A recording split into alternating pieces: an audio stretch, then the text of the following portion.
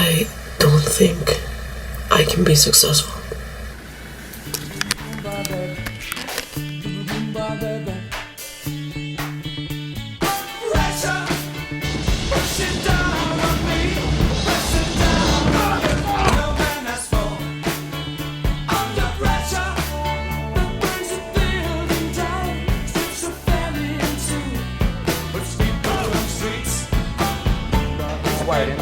Yes. The pressure of reaching success never ends. It sometimes feels like something we should be reaching in our late 20s and planning for in our teens. A moment we dream of, only for it to be crushed when it feels like we're falling behind. To many, success may look like living a life where money doesn't make you happy.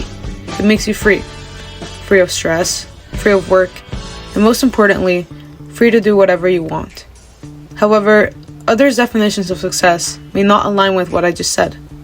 It may mean getting into a good university, excelling in your classes, and truly feeling like you're capable of achieving your goals. But at the end of the day, somehow, we feel like we're never quite reaching what we want. Well, when you look at the definition, success is the accomplishment of an aim or purpose. What are you aiming for? That's a hard question. And that also varies from person to person. But my whole point is that success varies for everyone.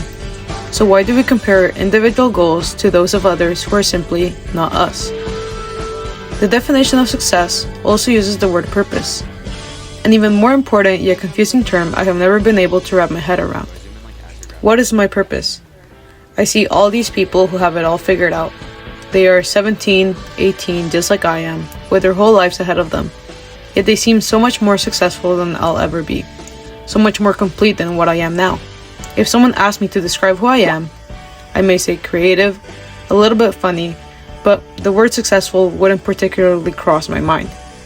I feel like my goals haven't been reached, and my purpose hasn't been found. Think about when you were a child.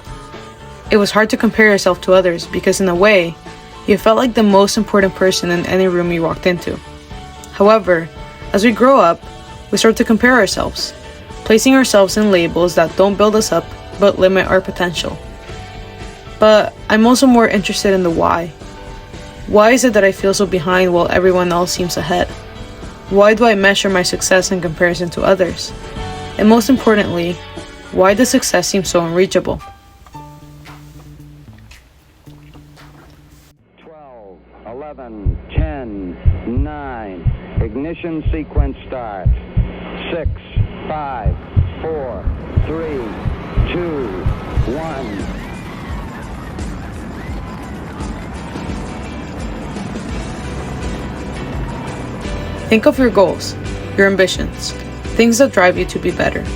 Maybe these things are hopes you've had since you were a child, nurtured by your family and windows of opportunity you have crossed into. Now think of dreams you've let go. Maybe because you thought you were simply less capable than others, or because you stopped believing in yourself. Well, these dreams may have never been unreachable if you only changed your mindset.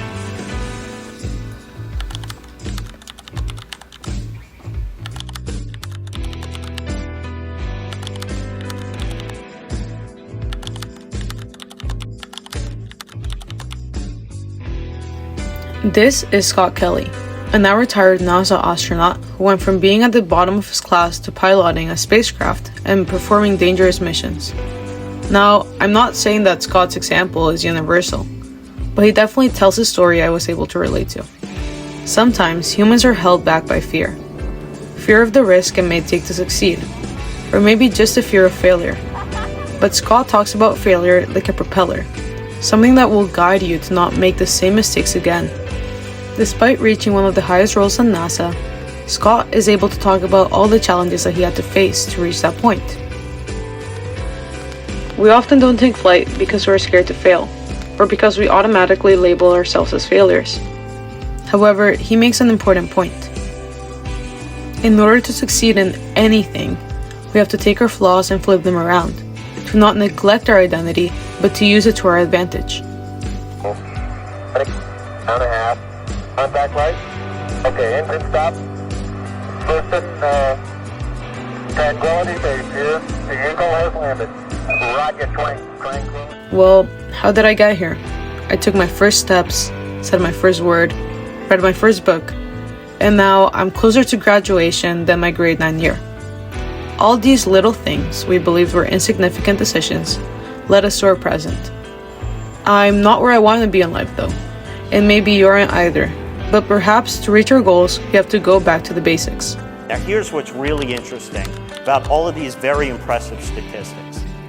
Novak doesn't control any of them. What he does control are all the tiny little decisions that he needs to make correctly along the way in order to move the probability in favor of him achieving these types of results. And we can quantify and track his progress in this area by taking a look at the percentage of points that he wins. What if I told you that by making a marginal adjustment to your own life, you could be as successful as anyone else in the world? The term marginal adjustment shifts your perspective of success.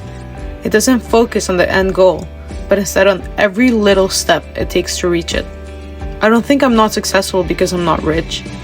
I think I'm not successful because I'm blinded and never notice my daily victories. You have to stop the cycles of comparison.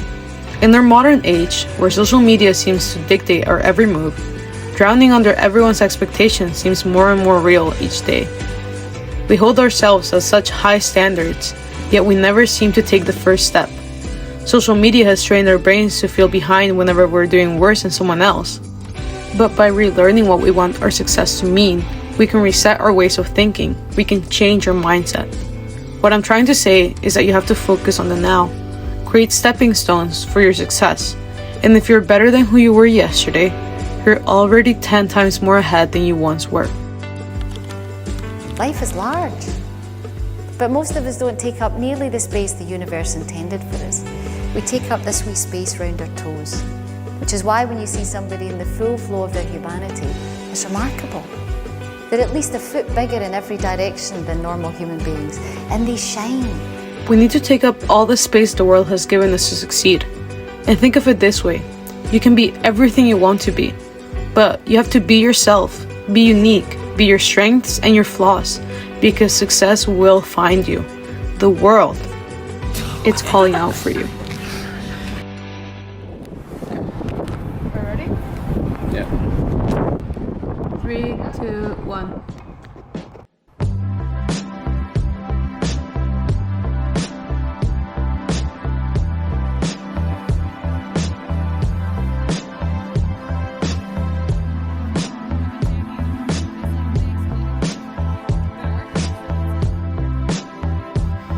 I have lived under the fear of failure, of disappointment, of making my family feel like all their efforts to make me succeed were in vain.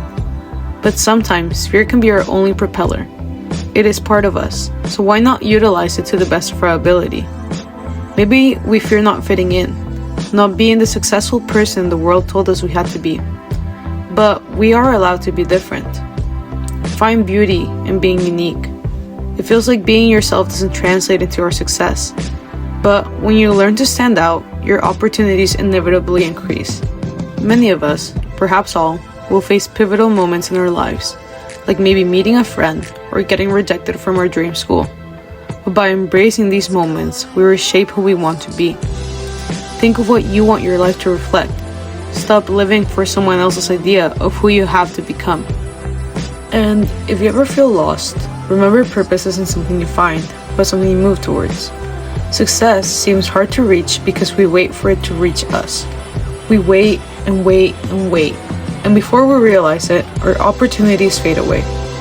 The world is not waiting for you, but it's calling your name, and it's up to you when you take the first step.